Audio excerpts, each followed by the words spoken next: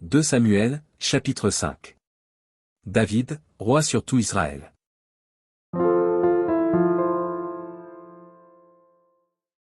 Toutes les tribus d'Israël vinrent auprès de David, à Hébron, et dirent, Voici, nous sommes tes os et ta chair.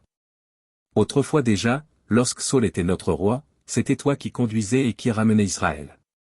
L'Éternel t'a dit, Tu paîtras mon peuple d'Israël, et tu seras le chef d'Israël.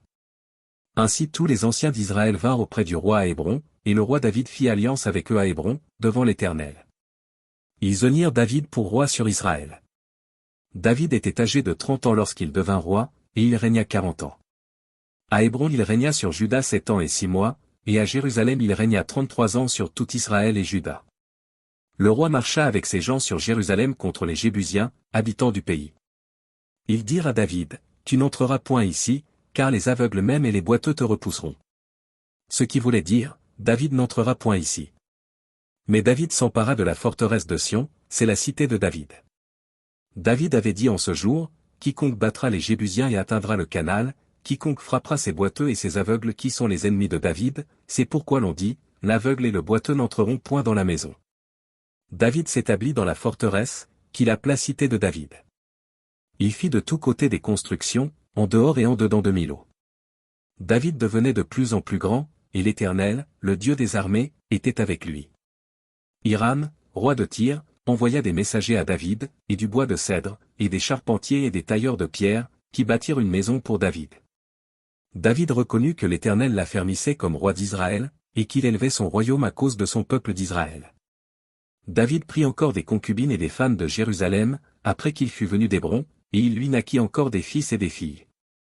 Voici les noms de ceux qui lui naquirent à Jérusalem, Shamua, Shobab, Nathan, Salomon. Jibar, Élisqua, Népheg, Japhia. Éliskama, Eliada et Éliphélet. Les Philistins apprirent qu'on avait oint David pour roi sur Israël, et ils montèrent tous à sa recherche. David, qui en fut informé, descendit à la forteresse.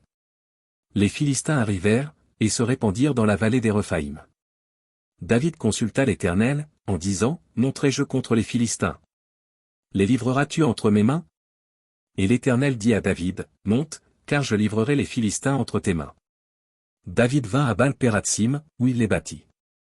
Puis il dit, L'Éternel a dispersé mes ennemis devant moi, comme des eaux qui s'écoulent.